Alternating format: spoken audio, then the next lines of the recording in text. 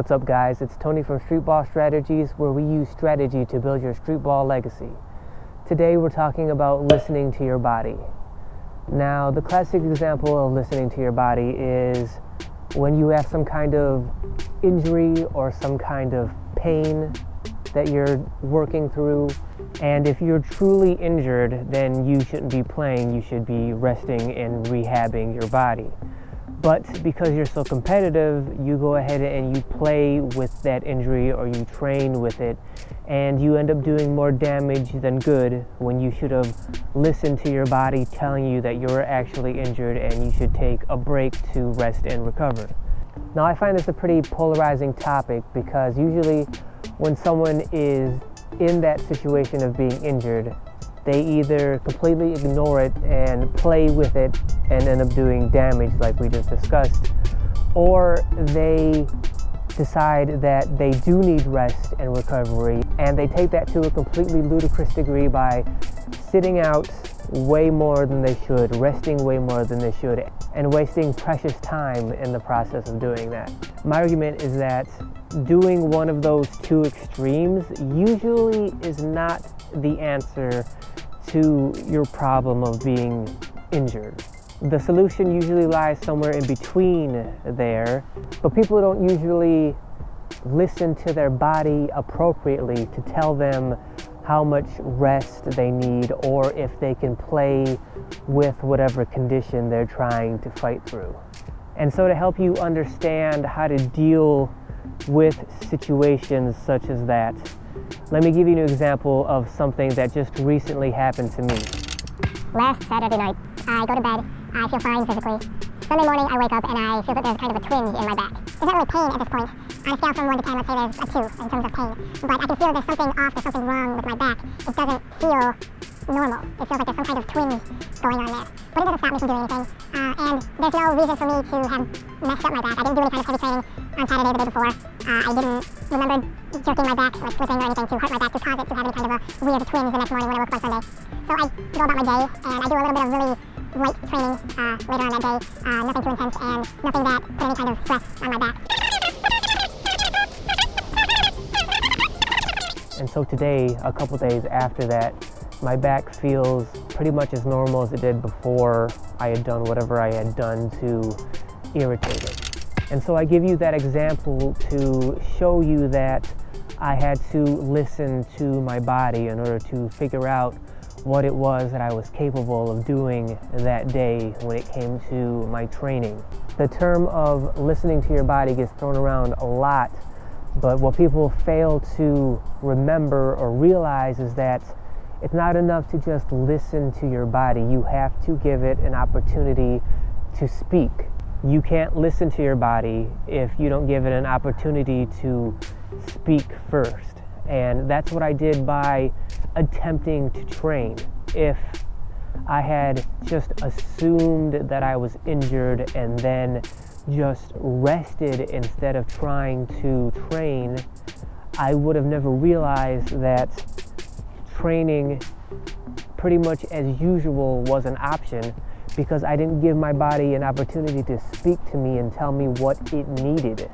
Had I tried to train, had I got under the bar, tried to lift it up, and felt pain immediately in my back, that would have been my body speaking to me, telling me that it is injured or it is not ready to train at that point yet. Right now it's the first week of December, and about a month ago I was sick for the first time in a long time. I had a sinus infection, which rarely happens to me.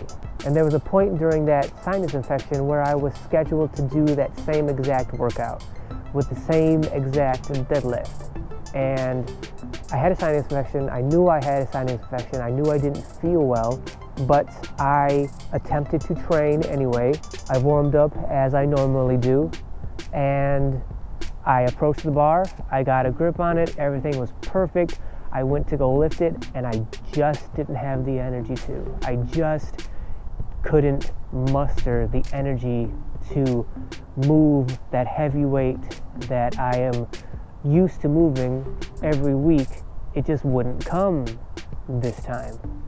And I guess technically I could have powered my way through it and exhausted myself in the process, but I knew that if I did that, I was going to be exhausted the rest of the day and probably the rest of the week, because that's how bad I felt physically, that if I would have powered through, I would have felt miserable and it would have kept me sicker for longer.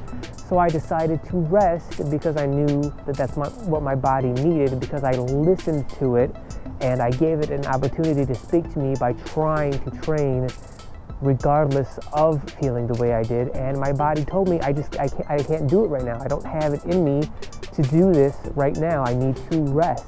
And so I listened to my body at that point, and had I tried to power my way through it, I probably would have been sick still a week later. Whereas because I rested that week, I took that week off, I came back the next week and I trained as if I hadn't missed a beat.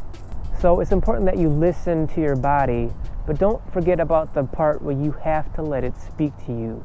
You can't assume that just because you're a super competitive person and maybe say yesterday you rolled your ankle while you were playing and today it's sore and it's stiff and it hurts to put too much pressure on it, that because you're super competitive and you're a super competitor and you're supposed to play ball again today with your friends or whoever and you have to be out there, that you're going to ignore that pain and you're going to play through it anyway. My advice is to try, see how it goes, and if you get out on the court and you start moving around and your ankle starts to feel better, that's great and you should play if your ankle feels fine. But if you get out there and you try to play and your ankle is just not cooperating because it is in too much pain, you need to listen to that as well. So make sure you guys give your bodies an opportunity to speak to you and then listen to it.